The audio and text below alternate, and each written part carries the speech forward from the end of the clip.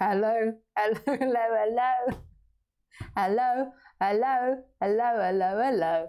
Hello, hello, hello, hello. Hello, hello, hello. Okay, come on. Good evening, fellow Earthlings. It is nice to be with you again. I hope you're all having a nice evening. I hope if you're in the north of Europe, you're not getting blown away. There is a lot of gas in the north of Europe tonight.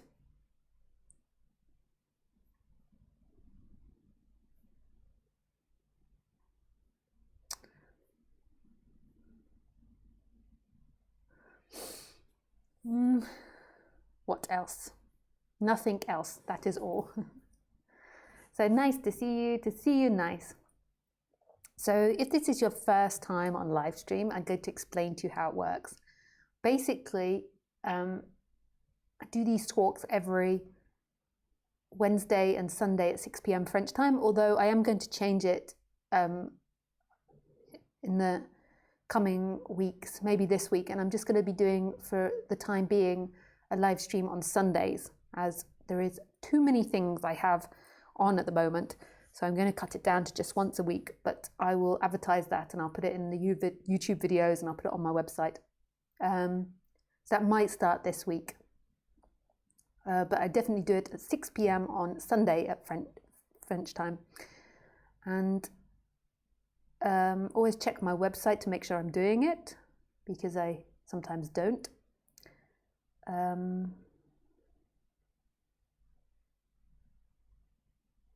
If you want to ask questions, you do so through Skype, and my Skype address is lisacairn12. You can find it in the box below. And you can either call in or you can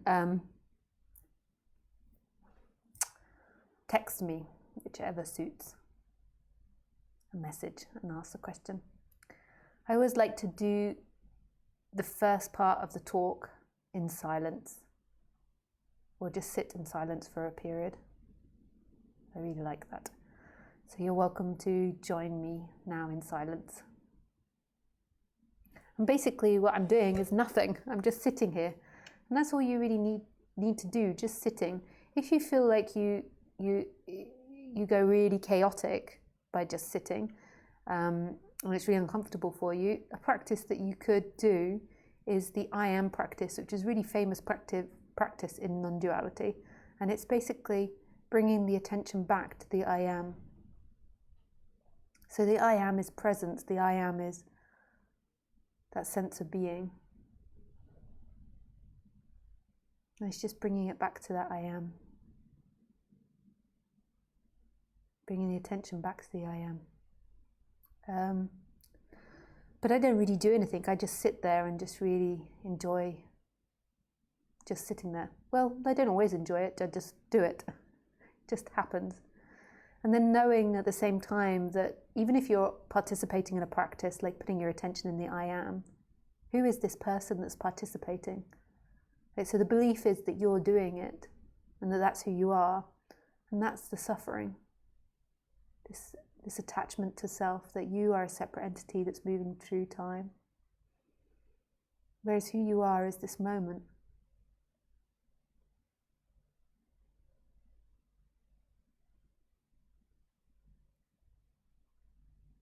Right here.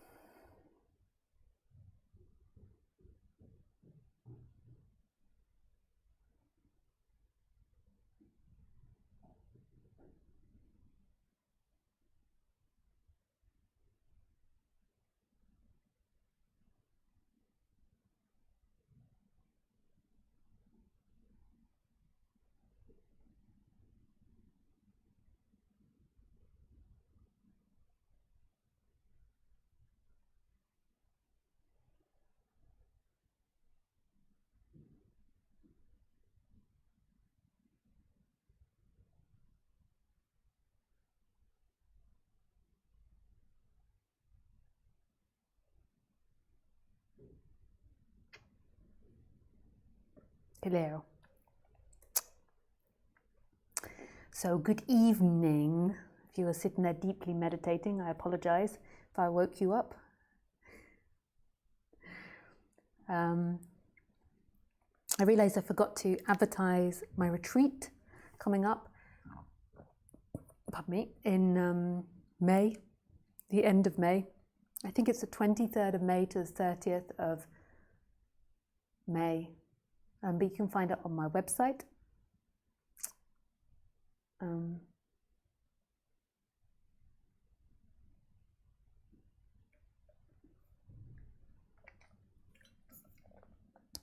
Yes. That is all I have to say about that. That's in the south of Spain. So far, it's the only one I've got planned. There is talk of doing a shared retreat where I would be a guest speaker in Germany in August, but it's not my retreat. I would only be doing half of it. So I'd be sharing it with a Tantra teacher. So the Tantra teacher would be teaching Tantra and I would be teaching non-duality. And they would be, say, doing it for the morning and I would be doing non-duality in the afternoon. But it's only half of what you'd get if you come on my other retreats, if you see what I mean. So I'd be sharing the teaching with someone else, which is really exciting. I'm excited to share it with someone else because it's a lot of work doing it by yourself, like energetically. So yeah, but we haven't finalized that. But that might be the end of August for 6 days. And it would also mean that you get to learn Tantra as well, which I think is perfect. Perfect healing opportunity for people. So it's a lot of breath work. Tantra doesn't necessarily mean sexuality, but it can also mean sexuality. But it's a lot of breath work and a lot of connecting with the other person. It's a really beautiful practice.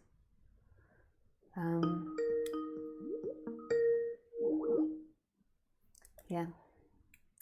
So that would be, I think, a nice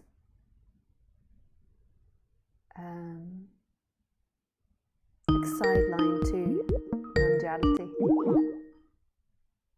for people to do. I wouldn't be participating in the Tantra or doing the Tantra, so if there's any, oh, maybe that's rude to say that. Yeah, so I wouldn't be participating or doing any of that. So that's another teacher, and I would only be teaching the non-duality, and I wouldn't be participating in the sessions. So if there's, yeah.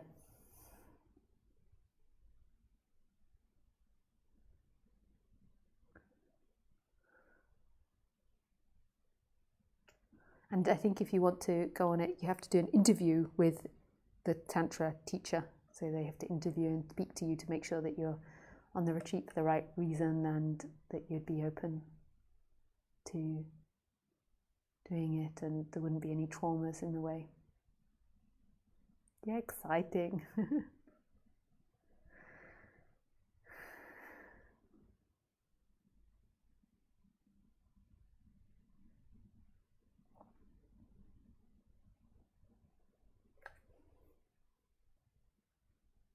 Nice.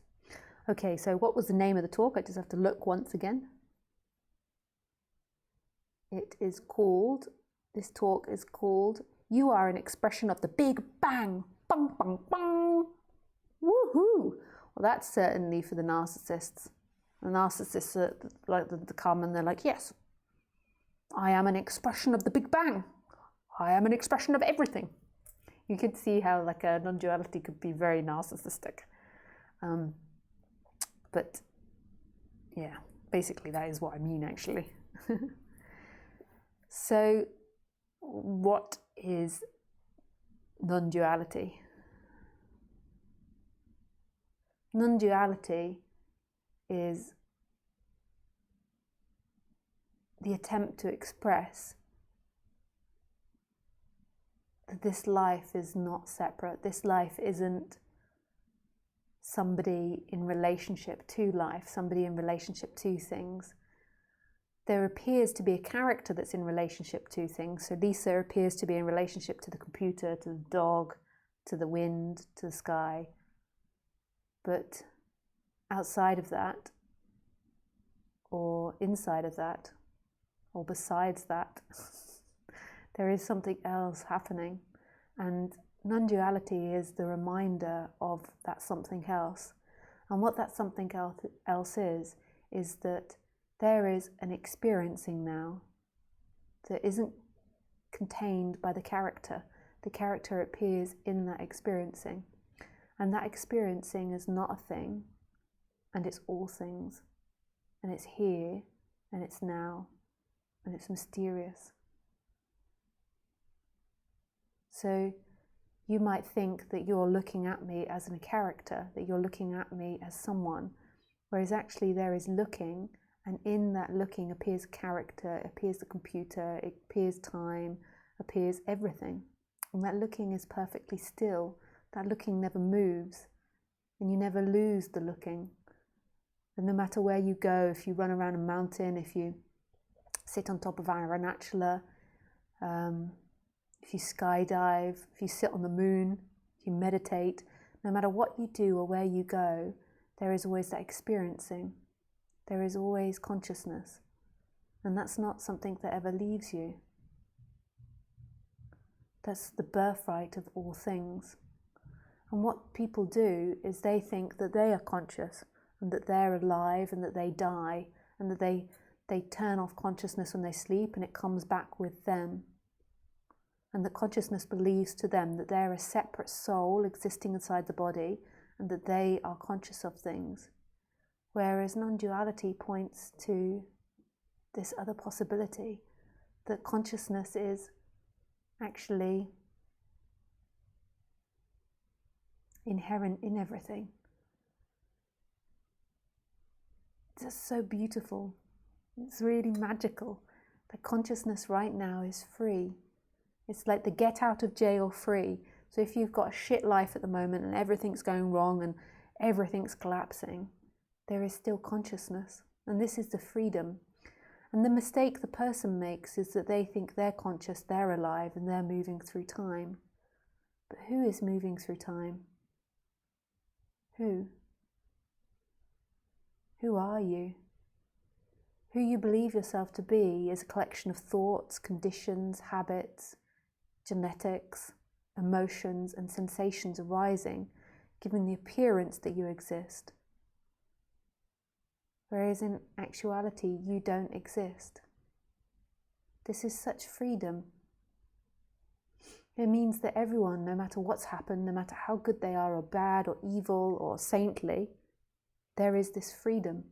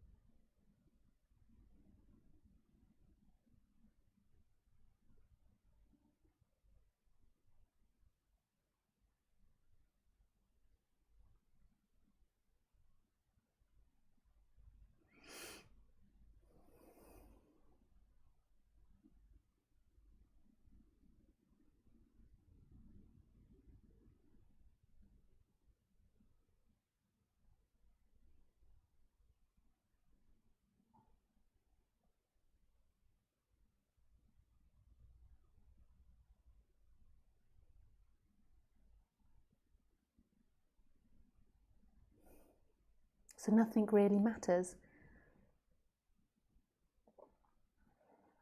It seems to matter on the human level, but nothing really matters on the ultimate level. It's like a blank slate, which is everything is coming and going in. You could imagine it like a movie screen. So this film is projected onto a movie screen, and consciousness is allowing the film as the still screen in which allows the film to move on.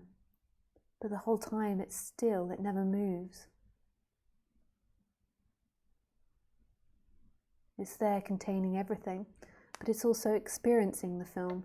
So then you could imagine also that, like when you're watching a film and all these characters are going through all these problems, like you're not involved with it. You know that you're not one of the characters. You're watching the film.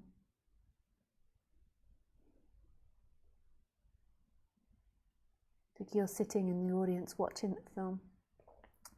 And consciousness is like that, but it doesn't know it in an intellectual way. So it doesn't sit there and think, I'm sitting in an audience watching a film. Or I'm sitting in this human's body watching from this human's experience. It just is there.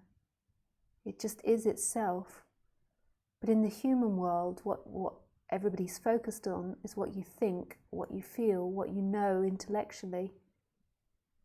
But what is it that you know? What else is it that's known? And this knowing is all things. So when you look at me, you think, I know Lisa, she is a wonderful person. She is a funny person.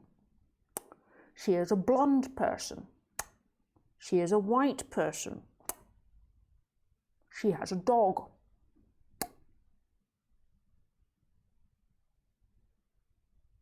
She is English.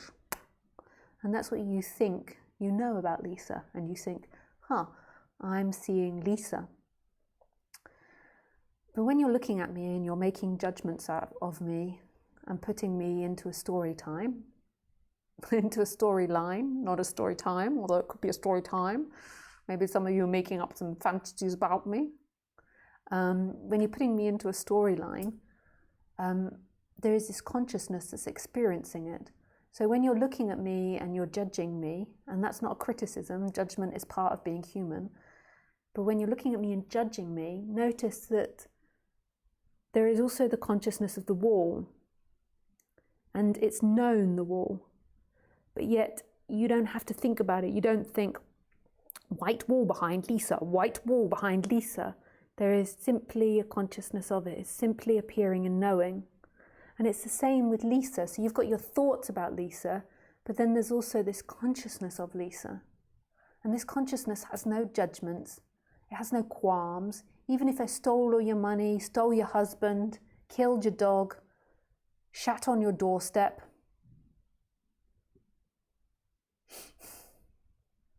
can't think of what else, blew up your house.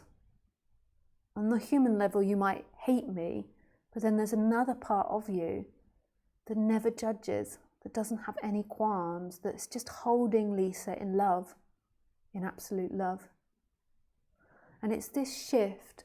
It's not like completely you losing the human part. It's this shift back to knowing yourself and being yourself as consciousness. And in consciousness, as consciousness, everything is passing through freely. It's like connected to source, and it's holding and loving everything. It doesn't mean that your character doesn't have judgment. I think many of us made this mistake, and I certainly in the beginning made this mistake a lot, and didn't act enough on the human level, and then problems arose. Because on the human level, the human needs to make judgment and say, you are not a nice person. You are sucking my energy. You are a very nice person. You are a very rich person. You are good for business. You are good for a lover. Whatever. So it goes around and does those judgments. And there's nothing wrong with that. But when we're having these waking up experiences and this shift is happening, there can be a period where you're so immersed in not being anything that the human loses the ability to do that. But then there needs to be a balance where the human comes back and makes these judgments and knows what is good and what is bad and what it likes and what it doesn't like. But you don't need to worry about that. It all happens. It's just now at the moment what I'm doing is trying to point out what you're not, and therefore leaving you at what you are.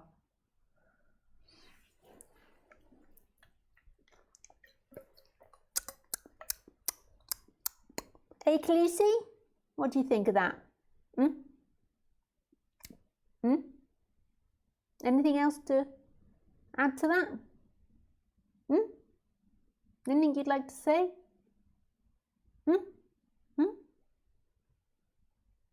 No? You good? You good? Okay. All right then, you good. Okay. You just sleep it off then. She's just eaten a big dinner. She's just sleeping it off.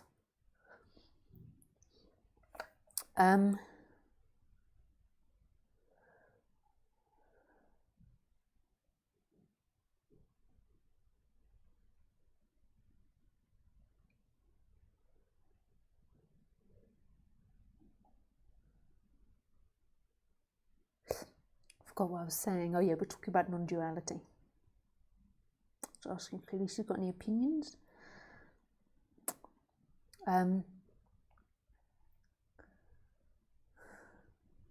Yeah, so it's this movement back to who you are.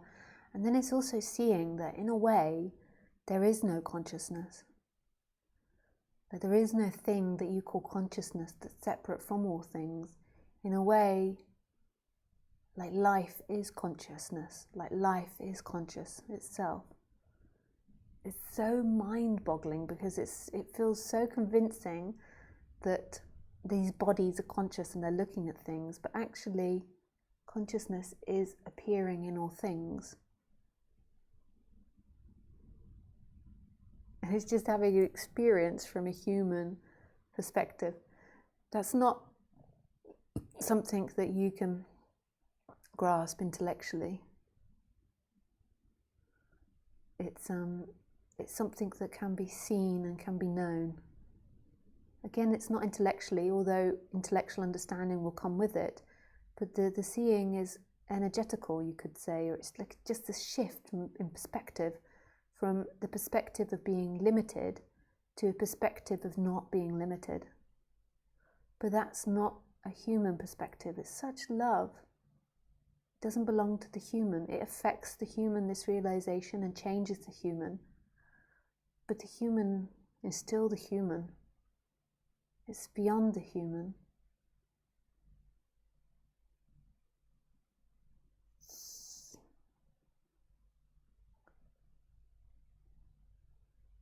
That right now, looking is in all things. Looking is in everything.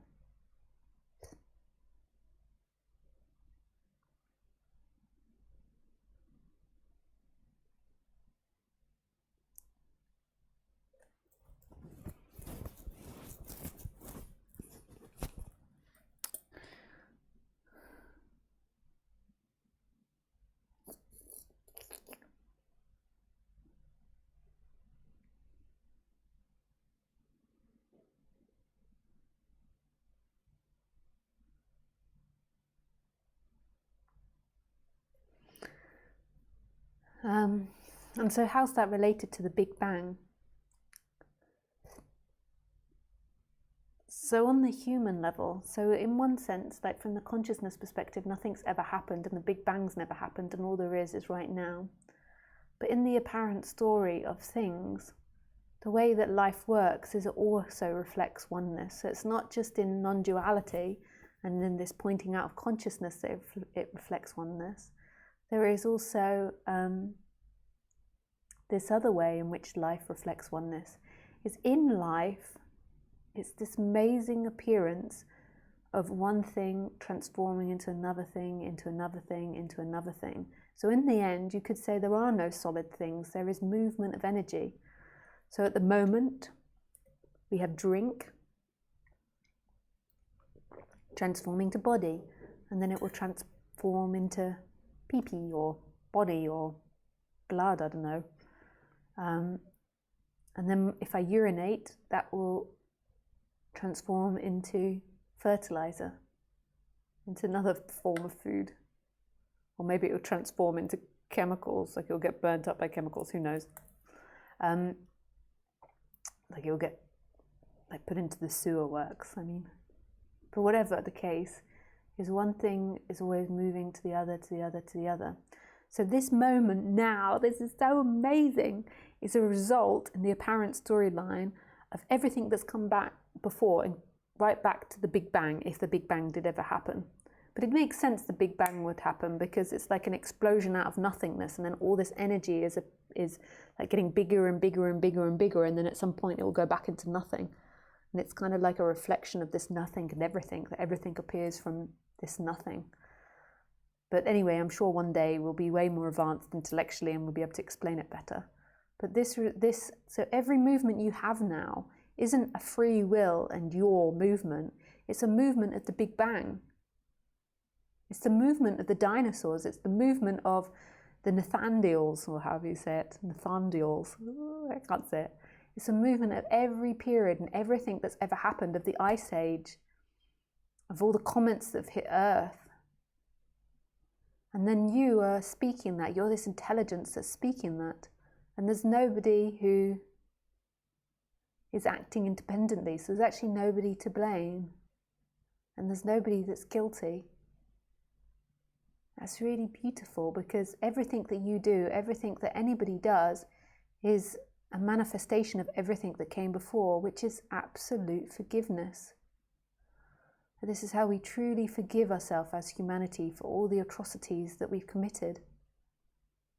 That nobody ever chose to do anything. They're a result of everything that came before. That's not talking on how we conduct our society. If someone's acting very badly, that we don't put them in prison. It's not talking about how we deal with people's difficult actions, but it's saying that nobody is guilty and nobody is responsible. So this is like forgiveness without forgiving. It's not that you've got to actively try to forgive someone or yourself. It's that it couldn't have been any other way.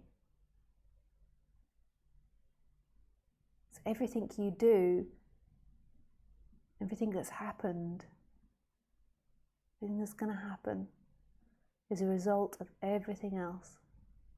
That's so beautiful. So when you get up tonight, leave the computer and go into the kitchen and talk to your partner, or go and read your kids a good night story, or go for a walk, whatever you do, that's not your choice to do it. That's not your free will to do it. That's happening. It's a happening. It's a happening. It's a happening, and it's a movement from the Big Bang. So if you choose to go for a walk, that's a result of the Big Bang. If you choose to go to the toilet, that's a result of the Big Bang. It turns into the little bang. Bang. Little bang, bang, bang. Yes, nice. Okay, we go to questions. I realised that I have left my headset somewhere. I'm kind of like penned in here. So just excuse me. Make sure that this is all still working, okay? So if you just excuse me a moment while I try and reach for my headset. Whoops. Without knocking everything over. There is the headset. Where's the headset? Did you eat the headset?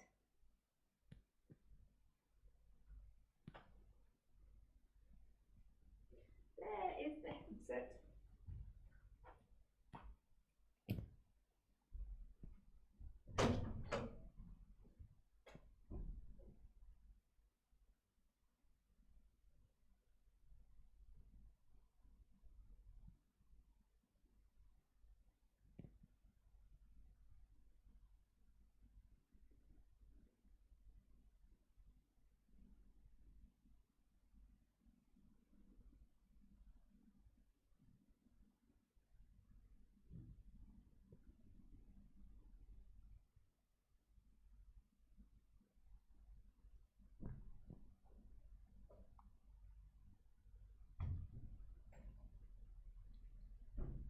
Haba. Lisa didn't only just go, oh, so elegant. How can you ever respect me as a teacher when you're seeing me fall into the bed to do the talk? Well, that's the way of it. What was I saying? Yeah, haba. I forgot what I was saying. I was saying something. Oh yeah, so if you find this annoying, or some people have even told me that it's insulting to them that they sit down and listen to my talk and then I fart around so much, like that I waste their time. And some people like it. But if you are finding it difficult or you don't like it, there is another person, his name is Osborne, and he edits all my videos and puts them onto YouTube for free. And you can go and watch them for free, edited small little clips, and all this nonsense is generally edited out. So, and you can find everything that you want, like through the title. So he titles it all and puts it into order and playlists. It's really nice that he does this.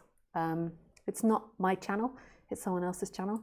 The reason that I keep these talks like this, and part of the reason why I do it for free and I don't charge anyone, is just so I can be free to express myself, and I'm not putting myself in a container of I've got to speak, or I've got to achieve this or do that, or I can't get up and go to the toilet. Like, I just would rather just be able to have it really loose and just express myself. And if I suddenly feel like not expressing myself, I just go to silence. And if I feel like going to the toilet, I just go to the toilet. And if I feel like talking to Khaleesi, I talk to Khaleesi. Whereas if it was like more formal, where you came and you paid and it was like a subscription or something, then it would be more of a service. I do offer services. You might not know that if you want one-to-one sessions. And in one-to-one sessions, if I need the toilet in the middle of the one-to-one sessions, I try to suck it back up and not interrupt it, and just do the whole session. And with that, I'm obviously a lot more professional. But in these talks, like, my goal is just to really express purely what's coming out, rather than it being put into boxes and formulated. And I really enjoy that, and that keeps me interested. Not all the time, but most of the time I really enjoy it. So yeah, so if you find it is annoying, you can go to, it's called Video Clips Lisa Cairns. And maybe he even edits and puts up some of the videos where it's just like Lisa pissing about. So if you even want to watch me pissing about, it's just me pissing about. Although people might get the wrong impression, and that might come up in some weird searches if you had on YouTube, Lisa pissing about.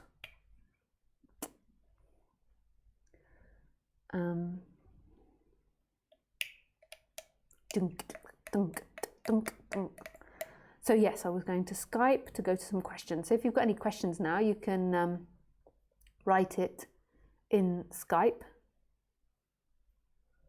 Or you can write that you want me to call you, and I'll call you when I get to you. Hey, Yaris. Hi, Jahara. Could you please review how you hold healthy boundaries with people who are abusive? There is one person in my life I have to keep reminding myself he is me. How do I accept all that is while not allowing abuse? Hi, Jahara. Thank you for your question.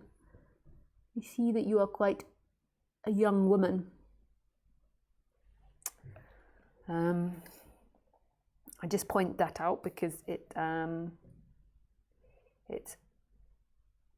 get a better perspective of where the question's coming from.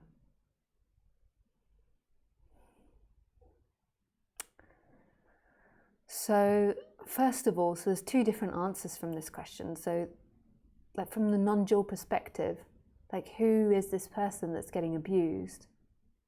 Like, who are you that's getting abused? And who is this person that's abusing you? So what we do is we have these stories of who we are in our head, and we have this image of who we are, and then we think about it in comparison to someone else. So you see yourself as someone that's getting abused by this other person, and then you see yourselves interacting. The reason that we do that, which is an amazing functioning, is so that we can discuss these types of things. And if someone is acting like a poopy head, then we can talk about it and discuss it, and then there can be like other reactions or different outputs. But the main question from a non-dual perspective is, who is this person that's being abused? Who are you? And then it's seeing that, like, from your true nature, there is nobody that gets abused. There is nobody and nothing that gets abused. There is just this expansiveness that's free, like right here. And actually, when that's really recognized, it's the answer to everything, because through that, it will begin to change your habits. So, like after you have this shift, then what will begin to happen, which might take years and could go on endlessly, but what will begin to happen is your body will begin to move away from, it won't begin to move away, but it will begin to move towards healing those dynamics. So it will be trying to find balance. So it will either attract or move away from situations, or attract situations to help you move away from situations. But at the same time, like, who is this person, and what is that story? Like, that's not who you are. You're not somebody that gets abused. Like, when you feel like that's who you are, that's such a painful story to carry. Like, you are this moment, you're this endless presence, this infinite freedom. So that's the non-dual answer. But then from the human perspective, so we then go into the functioning of the human, and I'll give you information, and then that might change the output of the human. So I give information, and then what might happen on the human level is that something clicks in your conditioning and in your makeup, and then there is a different course of action in future. But not necessarily. But at the end of the day, it's not your doing. So you might think that I'm teaching you, and that you're a separate entity inside the body, and that you are learning how to act properly or act better. But that is not the case, because there is nobody. It's just a reconditioning of that body, my mechanism. So boundaries are a difficult one, and I have to profess I am not the best at boundaries. So when I'm giving you advice, I'm also giving myself advice too, because it's my weakness. But also it might mean that I can speak about some things that might help you, because I know it quite well. So normally people, so as you might know, I'm also on the human level a fan of law of attraction. So I believe that we attract into us what is unconsciously in our body. So in a way, we're unconsciously desiring things, and we bring it towards us. And that even includes abuse. And that's quite intense. And I'm saying that from the perspective of somebody that has not so good boundaries. So, like, I'm speaking about myself as well. So that sounds really intense, that you want abuse. It's not you. It's a functioning of the body. It's not that you want it per se. So it's not like you're like, come on, beat me with... No, I was going to be silly. Sorry. Beat me. You're not saying that. I'm not meaning to take fun out of you. Sorry, that's insensitive. It's when you're sitting at the computer by yourself, you sometimes get a bit silly and carried away. But it's not like you're saying to life, like, I want to be abused. It's unconscious desires. So let me give you an example. So normally poor boundaries come from your parents. So you're just acting out what your parents have taught you. So there's reasons why parents might have taught you poor boundaries. It might be that the parent that you were with had poor boundaries. So you witnessed your parents having poor boundaries and you copied them. It might be that your parents taught you to have poor boundaries because it suited them. They might not be conscious of that, but when I say it, it's like they didn't teach you to work out what it is you want and work out on a human level and work out what direction you want to go into, what makes you happy. They focused on you pleasing them. So they focused in on what it was in your behavior that made them happy. So just give you a moment to digest that. So when you were, say, going to the dress shop or the shop to buy clothes, they taught you to focus on the clothes that would make them happy rather than what clothes made you feel happy. And it's important to do this to an extent as a parent, like to an extent, the parents need you to obey certain rules. But if they're continuously doing this all the time, then this will create more than likely a child or an adult with very poor boundaries. The child will be more focused on what makes the other person happy, and therefore their boundaries will constantly being bulldozed. So, what is the answer? It's getting to know it. Oh no, that wasn't the point actually, what the answer was. It was how that's connected to law of attraction. So then how this is connected to law of attraction is quite amazing. So in your body-mind mechanism, what you want is for the other person to be happy over you, over what you want. So therefore, if somebody is crossing your boundaries, you would prefer to make them happy than to establish boundaries. So in that moment, you would prefer to make them happy. This is just an example. Your conditioning might be so completely different from the example I'm giving, but this is an example of how it's connected to boundaries. Now, you might be doing this because you're afraid. So it could be that they're really abusive and you're afraid of them. And so therefore, you're constantly trying to please them because you're afraid of them. But what you want, so this is where law of attraction comes in, because law of attraction is all about calling into you, like you call into yourself, into your being, what it is that you want. So what you want is for them to be happy over you.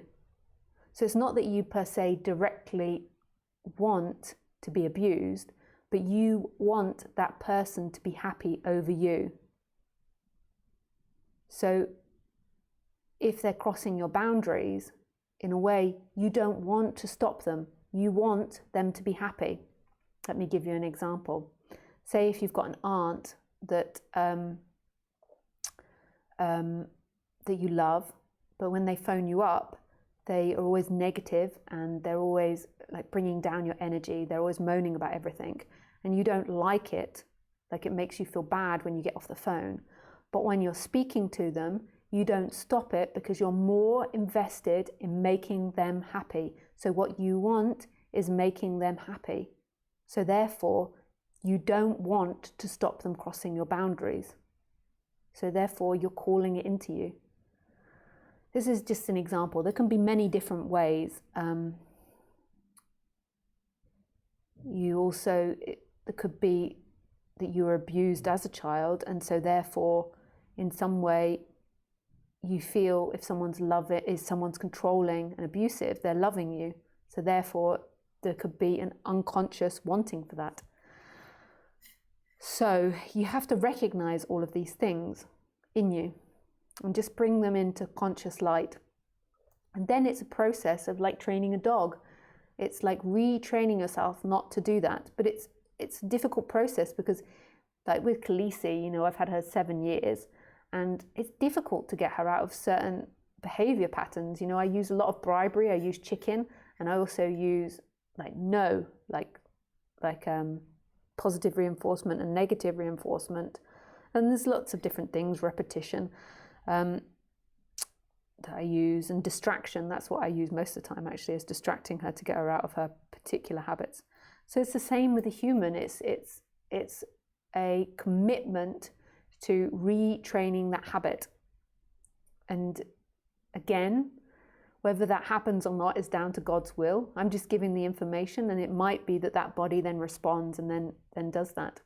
So it's getting to the source of it, seeing what it is that you really want in that situation. So seeing that what you want in that situation is you want them to be happy, and so therefore this is just an example, you allow them to cross your boundaries because you want them to be happy, or maybe you want them to love you, and really getting to know what it is that you're wanting from that situation, and then seeing that there is a different wanting that you want. Like, so now that you're more conscious of yourself, what you see that maybe below that there is a deeper wanting. And the deeper wanting is to be happy or to have better boundaries. And so then it's reminding yourself in the positive way what it is you want. So maybe what it is you want is to have a healthy relationship, a healthy and balanced relationship. So it's focusing on that's your goal. So you can write it down, you can read it every day, what your goals are in your relationship. And then also seeing what's happening to you when you're allowing someone to cross your boundary. It's only you that's going to stop people crossing your boundary. They are not going to stop. That's their business. You know, often we spend our life criticizing other people. You know, why do they do this? Why aren't they more compassionate? It's only you that's going to stop them crossing the boundary. Or if it gets really bad, then the police as well. But I mean, like, you know, there can be the point where you have to give up on people. There can be. So I don't know if we've got to the end of that. Like, if you've got any more questions about that, Jahari, then just ask. I don't know if I covered everything. And then also seeing that the reconditioning is down to God. You put it out there, like you say what it is you want, so you use the law of attraction, and then it's down to God, the results. And it's also down to God now, like I explain to you the way in which this is happening, and then it's down to life or God or whatever you want to call it, the mysterious force, as to whether that is heard and taken on board and listened to. Thank you for your question. Thomas. Hi, Thomas. Hello, Lisa. Good to see you again. Yeah, nice to see you, Thomas. Hi, Isabel. Dear Lisa. Dear Isabel. Thank you for the picture. Beautiful. Lucia. The body.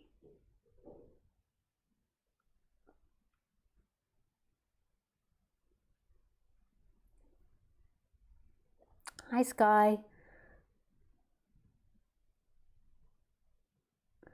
Hi, Anu. Hello, Lisa. Hello. Being at work or in company of many people, there is a lot of pain in the body and tiredness afterwards. How to deal with that? You are so sincere, honest and great. Love you. Oh, thanks, Anu. That's nice. I really try to be sincere. Like it's and honest.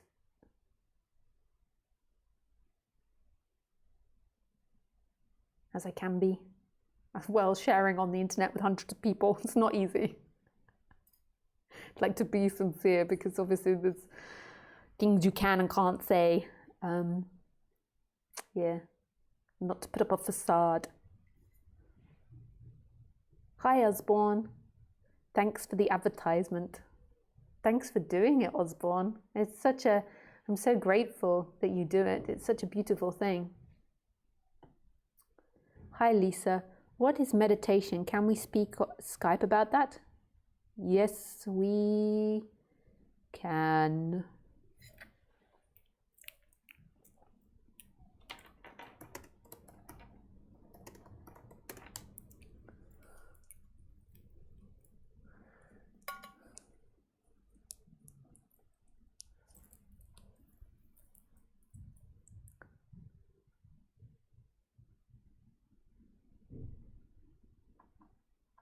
Just cool.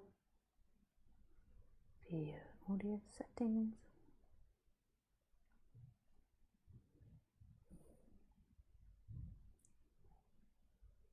Black hole. Hi, Carmela. Love and gratitude to you, Lisa. Thank you, Carmela.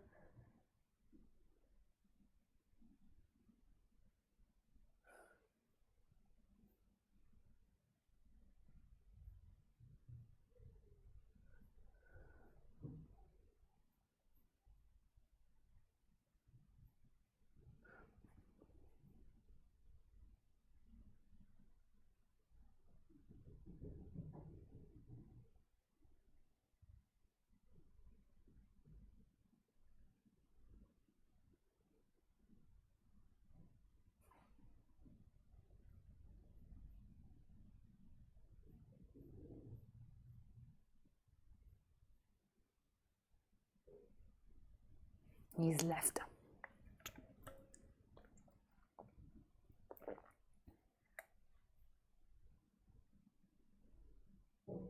Hi, Niles.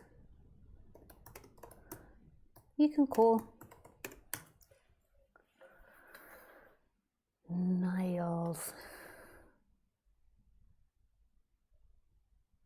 And there's no more questions for anyone, so if you've got any more questions, please write them on Skype. It's Lisa Cairns 12. I might not get time to answer them. We shall see.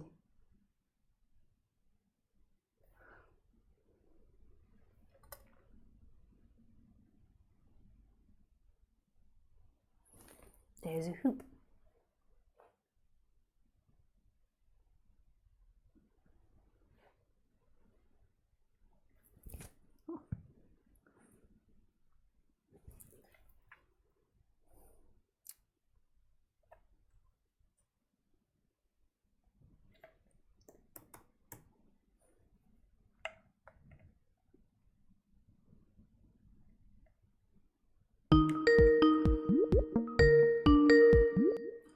Hello. Hi, Lisa. Hi, just 1 second. Just black hole. Sure. Why are we not going into black hole? Just 1 second. This is just for my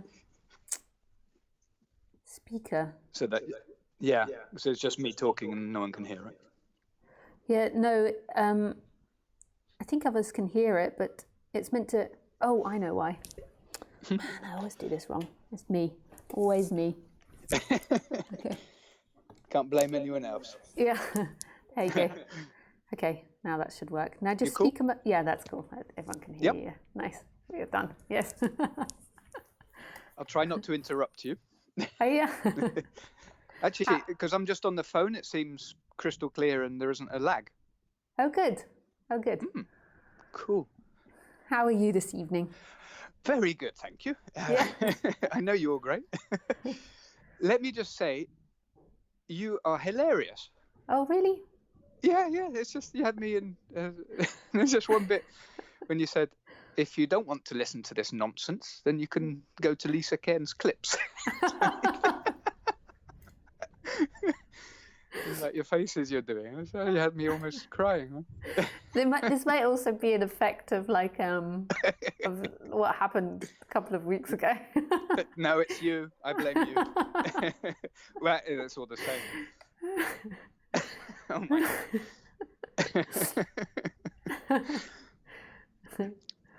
God. Yeah, so it's quite. I always get butterflies when I'm talking, even though it's like this. So Yeah. I find it hard to kind of get my questions out. Yeah. Um, Yeah, I can imagine it produces butterflies. no, but Quite I've always been surreal. like that. Like, you know, even before when I'd go on retreats, I couldn't bloody ask a question. Yeah, but I can imagine I can imagine that's the same for most people. Like it is a really odd scenario to like suddenly call in on a live stream or even on a retreat and then ask a question with all these other people listening. Like it is odd. Yeah. So, I have a few questions actually, if that's okay. Yeah. First of all, like, so having this this stuff going on. Yeah. How do I put this in words? So, like, the recent experience was literally divine. No, I'm in the garden, and everything's just so beautiful. It's it's really the cheesy. You can't put words to it, but everything was just heaven. Yeah. Are you like in that all the time? No. It couldn't be, no? No, it's impossible. Yeah, that's impossible. So that's like an effect of waking up, like this bliss that comes, or this divinity, and it's kind of for me, like it comes and goes. Like it's sometimes more intense than others. Like and then sometimes, like this afternoon, I'm writing a book at the moment. And I was writing the book, and then afterwards, like I felt this like really funny, like painful energy, and so like I just laid down and meditated for a bit, and then that passed, and then this bliss took over again. Right. So it's something that comes and goes. It comes quite regularly, right. But it's not constant, and I don't really think about it that much. And who knows if we're talking about the same thing? Like, you know, my interpretation of bliss or this divinity might be different from what you're describing. We don't know if we're even talking about the same thing. I was going to say, God knows. No.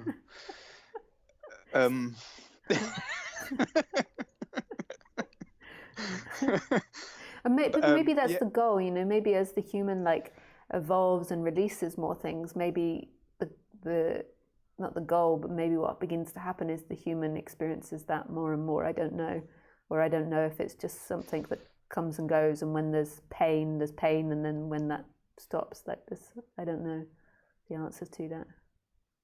Right, because in that state, it's like just the blades of grass were just divine, just you know, and everything's shifting in almost like to use words like the Matrix or whatever. I think I understand what that talks about, because everything's like fractal kind of. So that's the question. If you're like in and out of that kind of state of like fractal divinity, I guess you call it. Yeah, I'd say that it comes and goes. Right. Like, so when, you know, like if I'm watching a film that's really sad, then like I'm just totally involved in that sadness. Like, and if I have an argument with someone, then there might be total involvement in that anger or annoyance or whatever it is, and that takes over the whole screen or the whole experience. And then when that passes, then there might be this like heavenly involvement with the carpet or the sofa, and that could mean that I'm not finished. It could mean that there's like further for this Lisa body mind to go. It could be that that's always the way it's going to be. You know, I never know where I'd find the answers to that. You know, I listen I listen to many teachers, and now even if I listen to teachers that like I don't find anyone that's got an answer to it. So say if you took someone like Tony Parsons, who would say that I'm not in the same state as him, that I'm still a somebody, but if I took him as an example, he like he would say, you know, when there's anger, there's just anger. When there's bliss, there's bliss. When there's joy, there's joy. But who knows if we're talking about the same thing? Like he looks at me and says that I'm on a lower, like, you know, like that there's still self there. Like that's what he would say. And then if you go to another teacher, like if you don't, like Tony's very, he would only, like he's like very extreme. Yeah, I used to go and see him. I didn't like his character. Yeah? Yeah, not at all. But that was before or after you, I can't remember now. But, but there's also like other teachers that teach like Tony, and that there's very this extreme, like there's like the way they see things, and I just don't know. I don't know how you would judge it. Like in one way, I could see from like I can see, like if they say there is still self appearing in Lisa, I can also see that because there is a character that still appears, and there is like seeking patterns that still appear at times, and difficulties. But at the same time, I don't know what the end result looks like. Like I know that there was something that happened, and there's this expansion and this deep knowing of this other perspective, but I don't know what the end result looks like in Lisa at the end. And I don't make any judgments on it. I just kind of roll with it. Well, you're kind of okay where you are, right? Yeah, I just roll with it. Like whatever appears, appears. Crying appears. If happiness, if bliss, like it is what's appearing, that's what's happening. Oh my God. Thank you. Now now I go into one. Yes, please. You've kind of answered loads with that. And then the question, the $1 billion question. I don't know. Yeah. You, which I just want to ask you, just for my own sanity's sake. Did you like have to confront the devil, if you know what I'm talking about? Or shall I expand a bit more?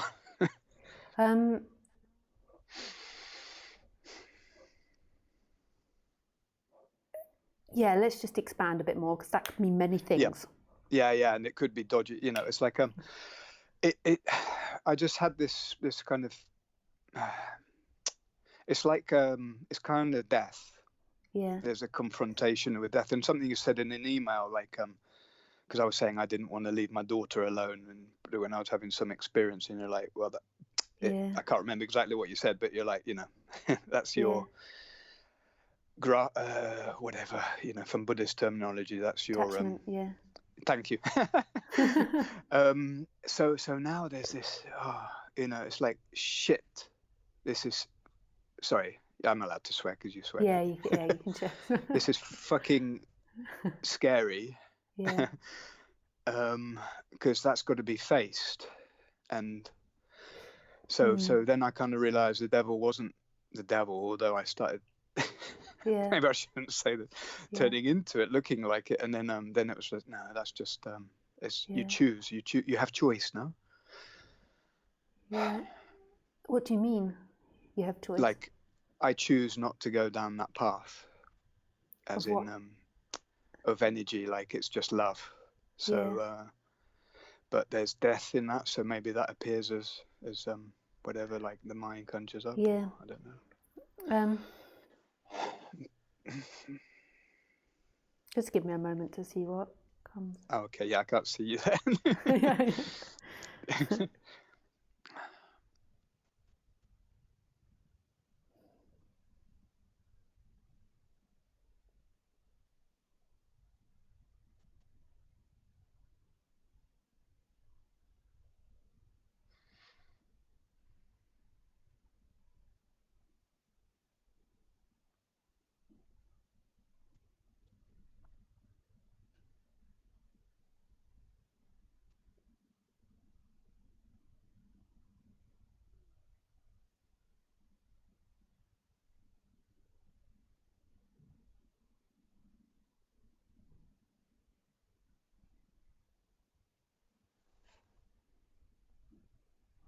Yeah, so the idea that you've got to let go of her is only an idea. So in a way, like me saying to you, that's your attachment, is is an idea, but what's happening in you is that's your biggest worry, is letting go of your daughter. And so when I said that's attachment, then you thought that you've got to let go of your daughter. And it's not quite like that. It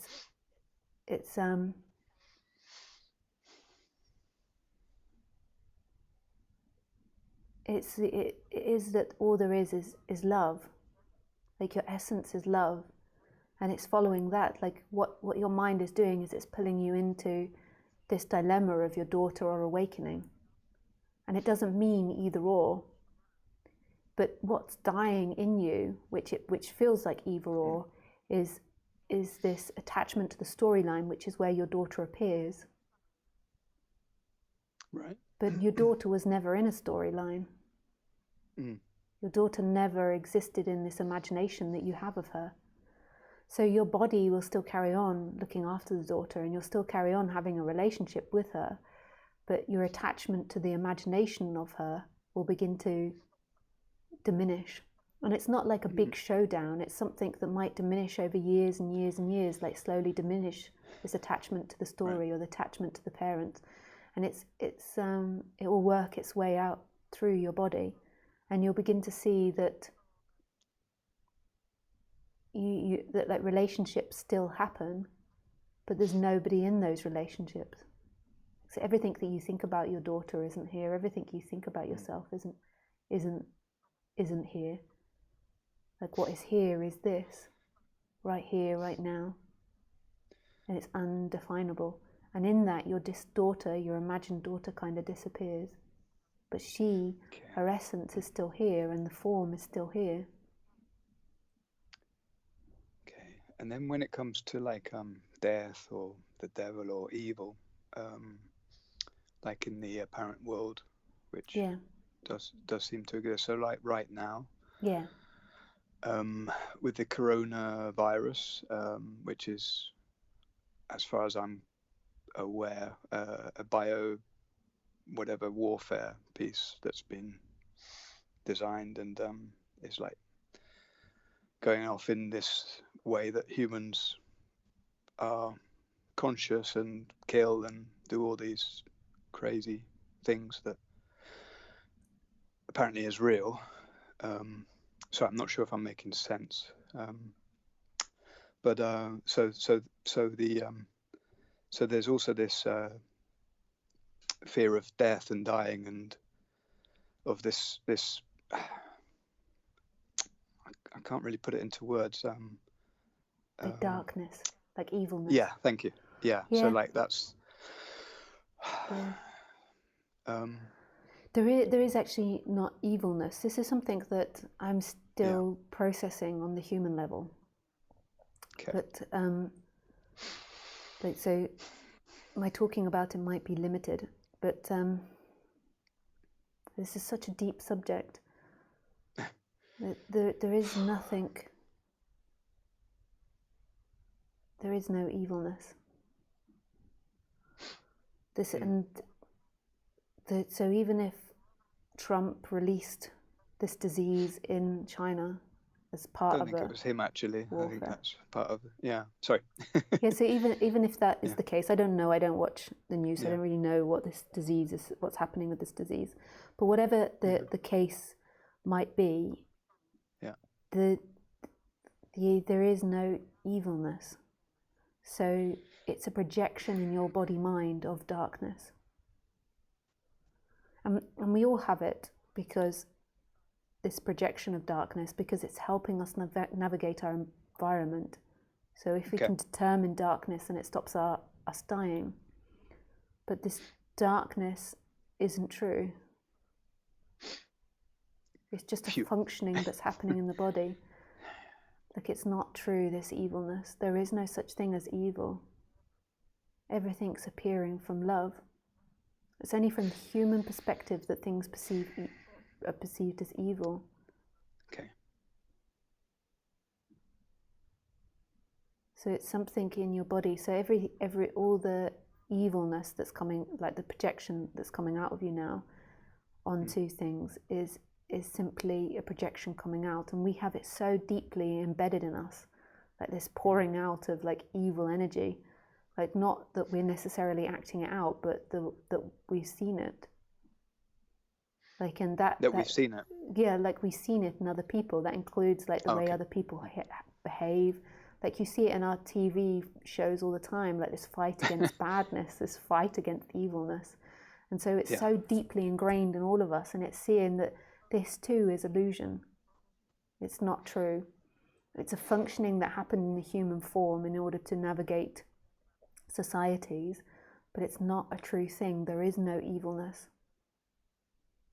That's so deep because it's so strong in us to believe in that. But when you look from that bigger perspective and from who you truly are, you see that every action is an action of love.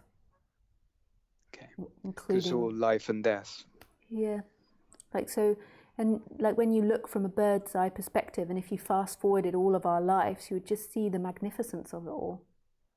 It's only that we are interpreting it personally, like we're interpreting it from our human perspective, and we see this evilness, so say someone doing something really nasty, and we project on the feeling of like a tiger ripping open your best friend or something, like, and killing your best friend. It's not a truth. Because the energy, bringing it back to your talk about the Big Bang. Yeah. In that there is quite energetically life and death, isn't there? Yeah. Like in that pulsing. Yeah. So that's just what's happening, and so it gets labelled as.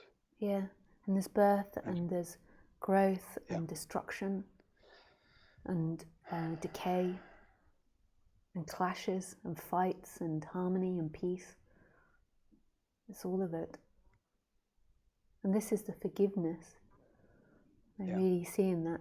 It doesn't mean that your body necessarily stops being able to see things as bad. Like if you were a body, and I've had periods of that where you know you have these awakenings, and you go so much into the love and the bliss that you no longer can see things as bad.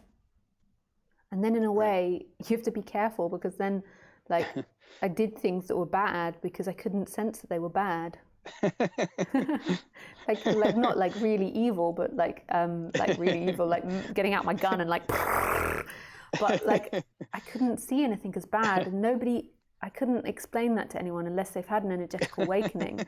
And when you see like everything as divine, you can't determine between good and bad. So I was looking at a dog that was dying on the street, and all I could see, and it was in agony and it was in pain, but all I could see was like God kissing it in every action. Oh my God, wow. Like, and until you've had these energetical awakenings where that happens, like, and I can imagine that this is sometimes when I find it really difficult to talk about, like, sometimes people's actions, because I can imagine that, you know, if you were an animal, or if you were a kid and you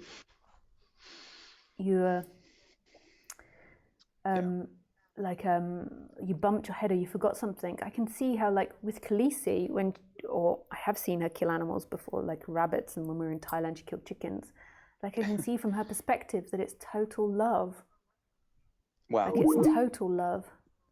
And I can also see, like, and it does become quite scary, because, you know, you have like this is why the human character needs to come back to an extent, from my opinion, because you could just be so led astray. You know, what would have happened if in those love bliss moments, you know, I was experiencing like mass murder, like when you're you're so like out of yourself, and you have no sense of being human, you have no sense of being alive, and all you can perceive is love. Like, I would have perceived it as love. You know, I wouldn't have done anything like necessarily. I can't guarantee, but it would just been divine love. Yeah. But you couldn't be sure. This happened to me today with Fluffy. I had this experience happening, and then I was like, Fluffy, get out of this. You know, I'm actually living in a caravan right now, and I was like, get out, because I couldn't tell if I would hug her to death. Yeah. And So that's really interesting. Yeah. You get so lost in what's happening, and you get so lost in the love. Yeah, like Out of Mice and Men when he crushes the mouse. Or yeah. Yeah. Wow. Well, sorry, I interrupted you a bit then, maybe. Yeah. No, but it is like you can see how like I remember when this awakening happened, it was so intense. My mother asked me if I was going insane, and I can see how in a way it is a form of like insanity, because you can't, like, to other people that sounds really insane that you can't tell if you like hug something to death, but when you have these waking up experiences, they can be so intense that, like, I mean, I've known people that have had to go into the hospital because it's so intense. You lose every sense of being human, and you need the human part, from my perspective, to come back to an extent in order to be able to function. I mean, if you really listen to the story about Ramana Maharshi, he sat and was meditating and letting rats nibble at his skin. Right. Yeah. Now I understand. He couldn't tell. Right. He couldn't detect it, and I can really understand that. And I can really understand it. You know, when gurus, I can't tell though if the guru, like when they do these bad things and they get caught for them, like I can't tell, you know, whether they are doing stuff out of the ego and out of selfishness, and they are, or if they're just totally in love. And in that love, you can't. And when you're totally like out of your mind, you can't perceive anything. You can't perceive right or wrong, or good or bad, or left or right, or up or down. Tony Parsons slagged Ramana off for that. He was saying he was in denial with that rap. I think I'm like you. Actually, it's nice that you have a worse memory than me. I think, or maybe I should shut up. I think he was saying that he was in denial, that he wasn't feeling that. But so. Yeah, I mean, who knows? It could be like as well. Like, I mean, all these sorts of things. But one thing's for sure, when you have these energetic awakenings, it really, it really, for periods, you know, it really messes up your mind. Like, your mind can't function in the same way. Like I remember being at the side of the road and not knowing how to cross the road because I couldn't perceive distance, and all the cars were whizzing past me, and I was like, you know, these things, luckily they calmed down. And this is why a lot of teachers, you know, just sit down for many years and don't do much for many years. Like, it calmed down, and Lisa, like, feels like Lisa's come back to an extent, and maybe that will change again. Maybe there's a reconditioning that happens, and then like Lisa disappears more again, but Lisa's come back to an extent, and there's that helps with functioning. It kind of like gives you some sort of anchor. But who knows? I think Lisa could do stand-up comedy from today's. Yeah. At university, I studied like performing arts, and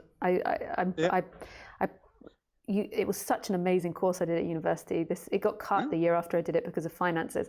But basically, it was like you study performing arts, and then you could determine the direction that your degree went into. So mine, I could pick anything I wanted to do really in performing arts. So if you wanted to be a musician, you could just pick doing drumming all the time, and I picked playwriting. But you had to do you had such a selection. So one of them I selected doing like a stand-up comedy course, and I did stand-up comedy in London. Like I did maybe like 10 gigs, and I couldn't. Really? I realized that I would be an alcoholic if I became a stand-up comic. It was too intense. Like, in order to, because it's so intense, like a couple of times I died on stage, you know, nobody laughs. And so in order to deal with my nerves, I would drink I'd drink a couple of pints of cider, and then afterwards I'd drink cider. And then I couldn't do it without that. It was too intense, that fear of dying. It was so embarrassing when you died and nobody laughed, and you're like, Yeah, but it might be a bit different now. Yeah, maybe you could go back to it. I do love comedy and humour. Right. I saw almost some like Robert De Niro faces, or I don't know. It's like, it's good. Yeah, I like that. Yeah, my partner is always talking about, or not always, but saying about my faces. Like I should be an actor.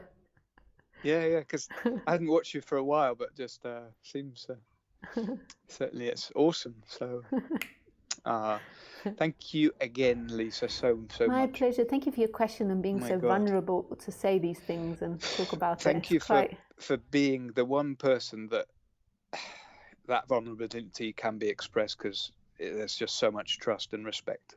Yeah, nice. I try my best. Oh my God, no. Yeah. Or what maybe better than saying I try my best. It's like my desire is to. Yeah. My desire is to. It's hard. It's just pure. It's pure. Desire. The desire is to firstly like really express as honestly as I can. Yeah. And then and then also like my desire is that I wish everybody love. Like I wish everyone that freedom of what we're talking about. Like I really desire that for whoever I speak to. That's beautiful. Yeah. It's I really appreciate that now. So nice. Well, good night to you from Spain to France. No, I'm not in France, I'm in Germany. Oh, okay. What was you saying about the gas earlier? There was a lot of gas in I was just being a banana.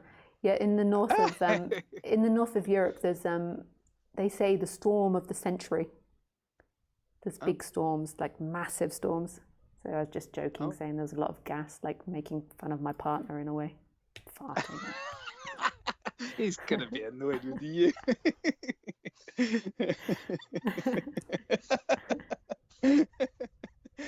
Right, so it was gassy earlier on. Oh, okay. Yeah. In the north of Germany or whatever. Okay, well, thank you. With pleasure. Have a beautiful evening. Good night, and you. Ciao, ciao. Bye. Bye.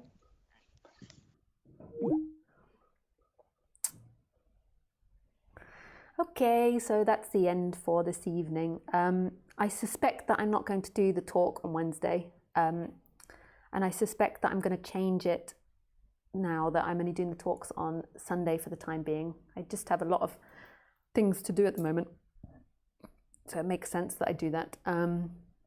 But just check my website and Facebook and I will keep you posted. Thank you guys. I wish you everything. Lots of love. Bye.